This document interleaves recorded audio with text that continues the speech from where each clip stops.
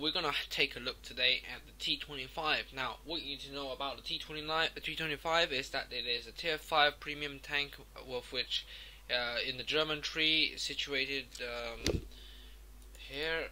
Let's not here. So it's here, T-25 in the store, and you can see that it's in direct comparison to, of course, the Panda 4, Panda 3/4.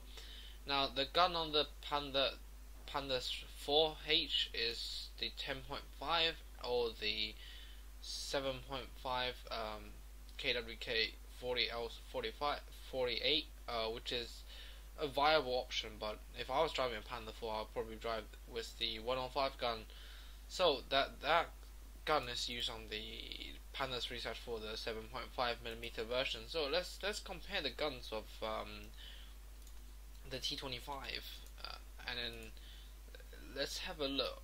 What does it look like compared to other similar guns? So this one's the Skoda version, and it's both 75 caliber, 14 rate of fire, slightly faster rate of fire, almost exactly the same, with which this gun does slightly bit more damage and the same penetration. So you can see the accuracy is slightly worse than the 7.5 centimeter KWK there on the Panda 4H, but nevertheless, it's still very good for a bit more alpha, a tiny bit more, but with less accuracy. So it will cost you 1,500 gold. It will set you back to about a week of premium. So would I recommend you to get this over other Tier 5 premiums such as the Matilda Black Prince, the Excelsior, the T14, the Ram 2, or the Churchill 3, or maybe Matilda 4, or the SU-85i out of them, or the Chi-Nu-Kai? I've reviewed most of them, so I would say T-25 out of them is actually, let's say, it's certainly one of the best Tier 5 premium tanks I've played, certainly, and it's there for a bit of a reason actually. Although this thing doesn't really turn that well, like it feels quite bad. The suspension, I believe this suspension is the one that makes this thing turns rather slowly, but traveling in a straight line is quite fast. But yeah, so the gun is adequate, certainly for its tier. Everything else seems to be pretty decent actually. I personally think that this thing is very good, I'd say, for its tier. So if I was to compare this to the T14, for example, I would say T14's got preferential matchmaking and a worse gun, of course, but this thing is a real damage eater, and if you can angle the armor and use some premium round, this thing is a beast. Churchill 3, it's just too slow, to be honest, and also the turret armor is not that good. A good player will be able to eat the Churchill 3 fairly reliably from some close range engagements. So I wouldn't recommend the Churchill 3 if you could get the T-25 or the T-14, but again, that really depends on your situation in your garage. For example, if I'm gonna play, let's say, if I want to grind the German medium line, which is the VK3000 2D, then obviously getting the T-25 would be a better choice, since you're gonna share crew and all that. But overall, I would say T-25 is a yes for me in terms of performance and cost ratio. So I would say buy this tank, buy any Tier 5 premium tank when it's 50% off. You get it quite a few times in the year, so you should easily pick up one at 50%. And this tank, it's definitely pretty decent, I would say. All of the Tier 5s are better than this Chi-Nu-Kai. Really, I really don't like this Chi-Nu-Kai that much. I think it's it needs some sort of buff. But yeah, T-25, it's very, very, very decent brawler, and also if you put the gun to use, it's very, very, very decent. Personally, I just shove my VK 3002M crew inside this tank and train it while I sold that tank, and when I recover from the pain of the 3002M, I'll get it back and start playing it again. But in the meanwhile, I'm just training up the crew.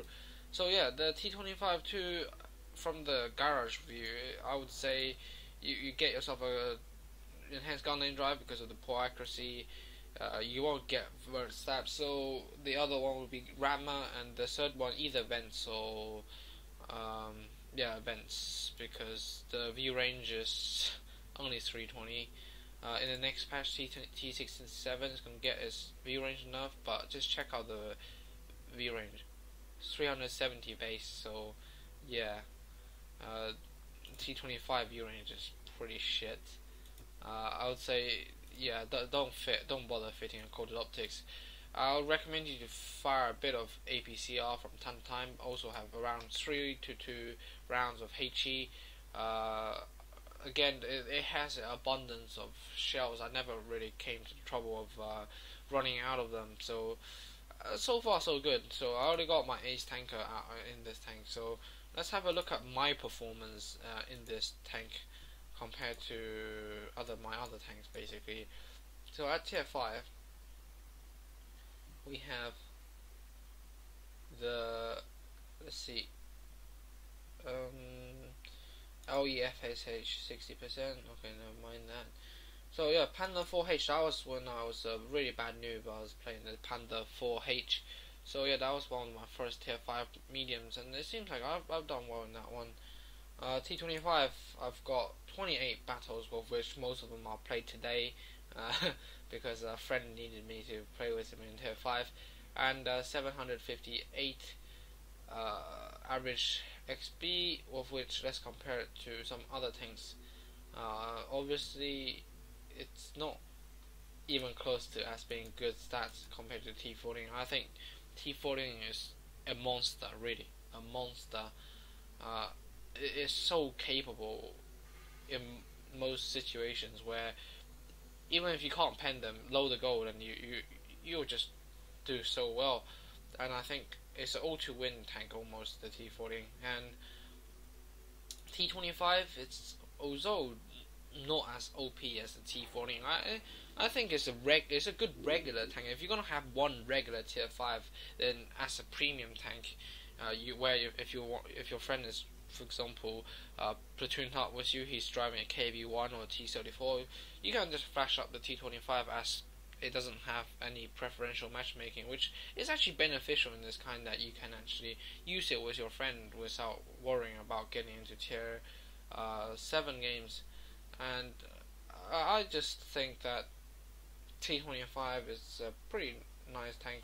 Again, the Churchill, I've played this when I was an ultra noob, and I bought it back recently and haven't played it much, but I would say it's still, it's just, T25 is so much better. And Chinukai, you see, whatever I do, I just can't get the win ratio up because this thing does not carry at all. And also, I've been getting some crazy matchmaking in this tank, so I was quite unlucky here and there with the teams. But the good news is recently I've been doing quite well in my high tiers. Let's hide the 113 because I haven't got used to the 113 yet, so the win ratio is pretty bad. But yeah, all the other ones are flashing up purple, with a few really good ones, like this one 67. It was like 80 when I had about 20 games. It was on 80%. Recently it dropped a bit, but still over 1k XP per game. T54 E1, very good tanks. I feel like if I had average teams, I could have got maybe 70% win ratio in this tank. It's just that I keep on getting crappy teams where I do so well but the team doesn't do anything. But yeah, let's not get too carried away. T25 is a pretty decent tank, so let's get into the gameplays now.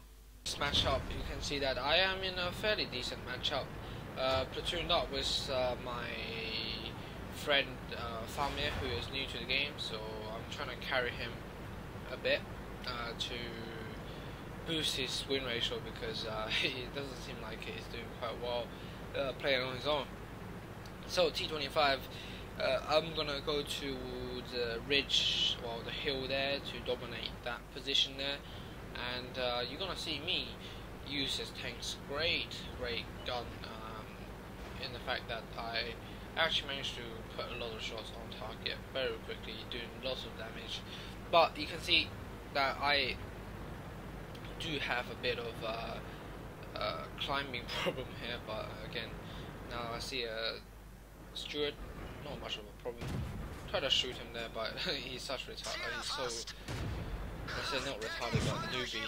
He tracked himself there, which is gonna make it so easy for me. I didn't really bother with him. And he did pen me one, but again, it's only minor damage. I could do without that though. The turret on the front is very flat, so if you see the tank on the front of the turret, you can easily pen it. Because of the flat angle. It's such a poor turret design in my opinion. The tank travels very fast in a straight line, well, fast enough for me anyway, but it turns like a tractor. So this thing is very decent if you get in the right position where you can easily outplay the opponent using your actually quite decent gun. Look at the accuracy, it's not that bad. In fact, it's not that bad, and the armor is fairly good for a tier 5 tank actually. So the AMX 40, I've got Ricochet. I was like, should I load the gold? I don't really need to, but again, I don't want to hang around here for too long. I'd rather kill him quickly, so I don't have to waste too much time. Mistakenly still had a premium round loaded, which was a mistake, and I just missed them and realized that I was firing the wrong type of shell, because the shell velocity was way faster than the original shell. I realized that I was still firing APCR in fact, and then here, so dominating when you got this type of engagements like this, when if you don't get shot out of course. But they can't pen me, you see. The armor is decent enough. Especially this tank with billion low tiers, it's a monster as well. You can see just how I'm trying to engage them one by one. I'm not going to give my turret to everybody to shoot at. I'm just going to shoot one by one and take them out one by one. And you can see that I'm going back in and back, and they're just going to die so easily now. The Chinu fired again. I'll pop one into him. Don't have quite enough gun depression for the next shot here, but I decided to go down and kill him. You can see the gun depression is not that bad actually, and I was like, shit, this can be my Rally Walter game there. I was like, oh, come on. And holy fuck, T-34, reckless T-34 player. So I kind of wait until you shoot him once more to kill steal. Whether if you like it or not, that is how you farm medals, to be honest. If you want medals, a great way to farm them is to secure the kills, but also, oh, you see that one, didn't secure it properly, didn't get enough high roll there, but again, nothing lost. I'm still on 7 kills, still got a birch gun to catch. So HE, can we use HE to reliably pen the birch? Yeah, I think we could actually. But you're gonna see me become an ultra donkey, and yeah, I'm gonna pretty much do some silly stuff. You can see it's traveling 47 km per hour, so pretty decent. The accuracy on the move is shocking, but you can see the armor on it is enough to take a hit from HE round of birch gun. So in my opinion, yeah, this tank is worth the gold if it's on half price. Hell yeah, you should get it, especially if you're going to the Germans. And here I'm just quite retarded, I don't know how I missed that. Holy shit. Just got team killed by our KV-1S. I mean, does he goddamn have a brain? Does he goddamn have a brain? He took such a risky shot. When I had the birch gun already, he just had to fire a bloody high explosive up my ass to kill me, so I couldn't secure my Rally Waters. Probably I deserved that, but again, I could have done without that anyway. So hopefully you have enjoyed this one. Hopefully tactically I have showed you how to work the ridge there, and not to show yourself to all the enemies. Do them one by one. Make sure you do one-on-one engagement, not one-on-three engagement where all three of them can fire back at you. So yeah, that's the T-25. I'd say it's worth it. It's a very good tank. But if you're looking at something that kicks ass, then T-14 would be the one. But again, it depends on what crew you need to train up. So yeah, T-25 definitely not a bad tank. I was hesitating for years whether if I should get this thing, and in the end it turned out to be not that bad. But again, it's not one of those tanks where I would play every day like the E25. But yeah, that's how I would say it. This thing is decent. It makes 30k if you do 1000 damage, which is actually quite easy to do actually in this tank. 1000 damage on average if you get a half decent game. So yeah, hopefully that this one has been entertaining, and we'll see you next time.